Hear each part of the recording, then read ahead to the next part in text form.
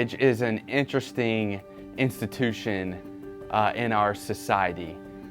So you have two people who decide to commit their lives to one another for the rest of their life. And they have this big ceremony, and it's romantic, and it's amazing. And then the hope is that these two people will maintain this romantic bliss for all of the years that they are together as they grow old together. Now, here's my question for you if you're married. Is that true of your marriage right now? Have you maintained the romance of your wedding night? And then let's add a global pandemic into the mix where you both are probably spending a whole lot more time together in the house. You're both maybe working in the house, you go to church in the house, you are maybe helping your kids go to school in the house.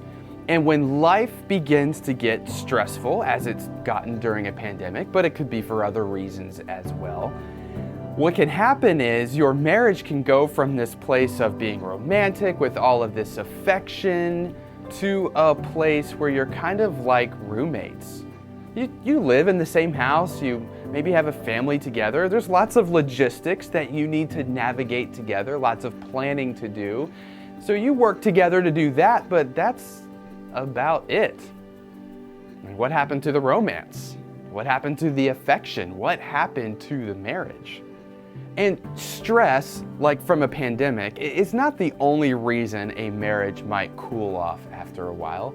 If you spend enough time with another person like you do in a marriage, you are eventually going to hurt each other. You're going to disappoint each other, fail one another, say things that you shouldn't say. And after a while, it can be really easy to get to a point in your marriage where you begin to think things, just silently, never say it out loud, right? But things like, why did I marry this person? Why did I commit my entire life to this person? What would it be like if I was with somebody else? I don't even think it's even within the realm of possibility for my marriage to return to the kind of romance and affection that we had on our wedding night. What if I told you that the purpose of your marriage is not your happiness, and that actually the key to a happy marriage is embracing that? What if I told you that conflict and friction in your marriage is actually a part of God's design for marriage, and it presents you an opportunity to have the kind of marriage that God wants you to have? What if I told you that God has purposes and plans for your marriage that are cosmic in scale, way bigger than you?